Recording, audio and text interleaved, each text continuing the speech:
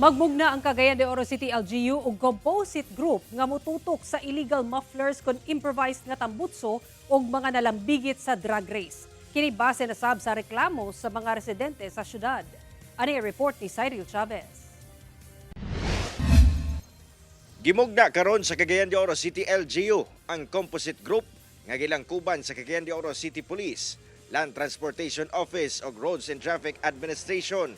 Tumong niini nga pangdakpon ang illegal mufflers o tambutso sa mga motorsiklo lakip sakyanan. Matod di RTA Overseer Councilor Eric Salcedo, kini ang tubag sa nagkagrabing problema sa syudad sa mga motorsiklo o sakyanan nga hilabihan kasaba labi na og 10 oras sa gabi. Dugang sa opisyal nga pipila ka reklamo na ang ilang nadawat gikan sa nagkadaiyang grupo sa syudad kung asa sagad gadagan kining mga adunay saba nga tambutso. Ang uban pa ang nalambigit sa mga illegal nga drag race. Kung atong tanaw ng ordinansa, i-revisit na nato niya atong padakan ang ordinansa nga gikan sa 500 lamang gud i-maximize nato nga 5,000. Karon ang naikatugod sa impound ana ang LTO. Panahon nga mapinal na ang composite group, magpahigayon kini og mga surprise inspection sa nagkadayang lugar sa syudad kung asa sagad masiplatan kini mga pasaway nga motorista. Pangunahan sa Kukpog LTO ang grupo, labi pa nga sila ra ang adunay kapasidad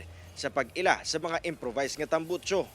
Subay sa balaod, kinahanglan dili molampas sa 99 decibels ang kasaba nga sukdon tunga sa metro gikan sa tumoy sa tambutso. Kining kasaba o kining drag race, saba sa motor, na style magud aning mga batanon nga nay mga motor, magtapok-tapok na sila, magdungan og andar, grabe ka kasaba. Gawas lugar sa drag race. Grabe gid kasaba. Usasab sa tumong ni Ene nga malikayan ang aksidente gumikan sa illegal drag race. Kauban si Jaybert Paira, Cyril Chavez. 1 Mindanao.